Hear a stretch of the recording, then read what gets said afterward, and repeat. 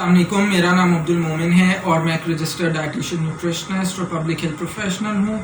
सो जनाब, आज की वीडियो बहुत मज़ेदार और बहुत अहम इसलिए है कि ये वीडियो बेसिकली आप लोगों के ही कुछ सवालों के ऊपर बनाई गई है, क्योंकि पिछले बहुत सारे दिनों से मैं फ़िज़िकल एक्टिविटी यानी जिस्मानी सरगर्मियों के ऊपर मुख्तलिफ मौज़ूआत के ऊपर वीडियोस बना रहा हूँ और आप लोगों के कुछ बड़े मज़ेदार और बड़े अच्छे से सवालात आ गए थे और बल्कि कुछ गलत फहमियाँ थी जिस्मानी सरगर्मियों से मुतल्लिक, जिनको सही करना बेइंतहा ज़रूरी था। तो मैंने सोचा कि एक वीडियो बना ली जाए जिसके अंदर हम जिस्मानी सरगर्मियों से मुतल्लिक जो गलत फहमियाँ हैं उनको वो क्या हैं और उनको हम कैसे दूर कर सकते हैं, उसके बारे में आज हम बात करेंगे।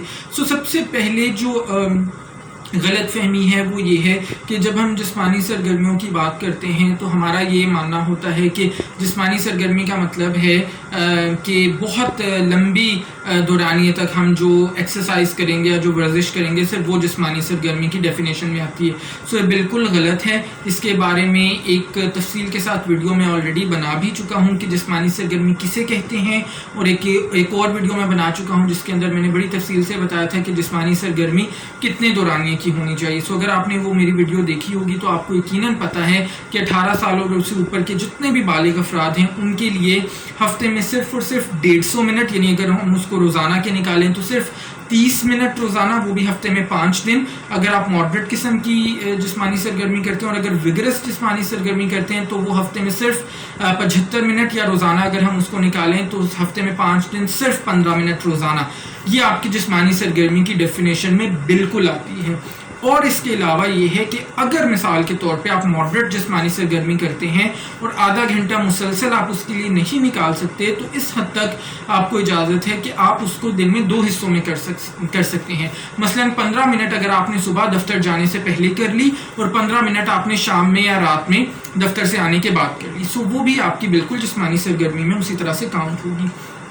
दूसरे नंबर पे बड़े मज़ेदार किस्म का सवाल या उसको गलत फहमी कह लें वो ये थी कि वेट उठाना या वज़न उठाना जिस्मानी सरगर्मी नहीं होती क्योंकि उसके अंदर आप एक ही जगह पर खड़े रहते हैं। तो जनाब, ये एक बहुत बड़ी गलत फहमी है, इसको मैं सही करता जाऊं कि एक जगह खड़े रहने का बिल्कुल ये मतलब नहीं है कि वज़न उठाना जिस्मानी सरगर्मी में शामिल नहीं है, बल्कि जिस्मानी सरगर्मी कोई भी ऐसा काम जिसमें हमारा जिस्म तवानाई खर्च करता है और पट्ठों की उसके अंदर हरकत होती है, वो जिस्मानी सरगर्मी की डेफिनेशन में आता है। जब हम वजन उठाते हैं, चाहे हम एक ही जगह पे खड़े रहें, जिसको हम नॉर्मल वेट लिफ्टिंग या डंबल्स जब हम उठाते हैं, चाहे वो बहुत थोड़े वजन के भी हों, तो उसके अंदर हमारे ना सिर्फ पट्ठे बल्कि हड्डियों की भी इन्वॉल्वमेंट होती है, वो भी हमारे शामिल होते हैं और हमारा जिस्म बेइंतहा तवानाई भी खर्च करता है। तो जनाब, वेट को लिफ्ट करना बहुत ही अच्छी किस्म की जिस्मानी सरगर्मी है।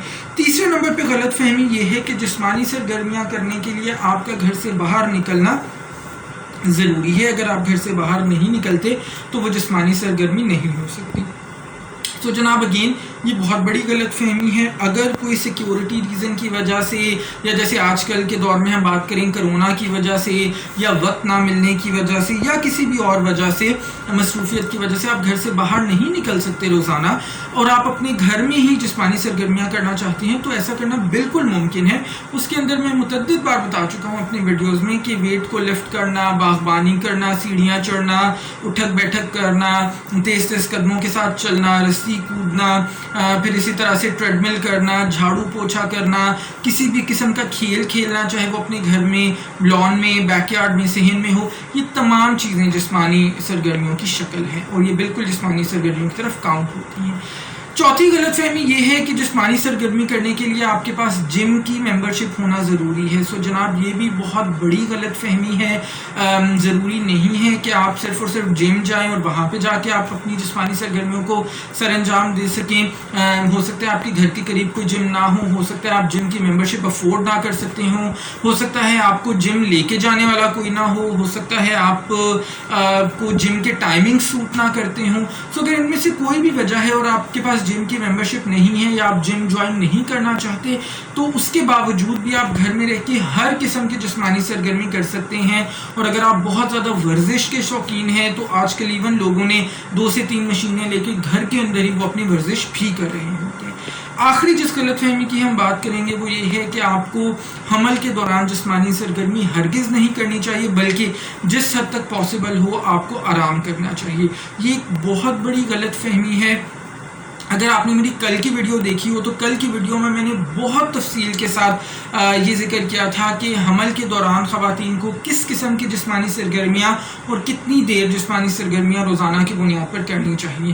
سو پلیز اس تاثر کو بالکل ختم کرنے کی ضرورت ہے کہ حمل کا مطلب ہے کہ آپ بالکل بیڈ ریسٹ کے اوپر آ جائیں یا آپ بالکل 24 گھنٹے آرام کرنا شروع کر دیں، سوائے اس کے کہ آپ کی گائنیکولوجسٹ نے آپ کو ایسا کرنے کا مشورہ دیا ہے. آپ کو حمل کے دوران بھی جسمانی سرگرمیاں کرتے رہنا چاہیے. کس قسم کی اور کتنی کرتے رہنا چاہیے اس کے لیے آپ میری کل کی ویڈیو ضرور دیکھ سکتے ہیں. سو جناب میری ویڈیو کو لائک، کامنٹ اور شیئر کرنا نہ بھولیے گا. اگر چینل پر پہلی بار ہیں تو میرے چینل کو سبسکرائب کر کے بیل آئیکن کو ہٹ کر دیں سو دیٹ آنے والی کوئی ویڈیو آپ سے مس نہ ہو. اپنا بہت سارا خیال رکھیے گا. انشاءاللہ نیکسٹ ٹائم ملاقات ہوگی. اللہ حافظ.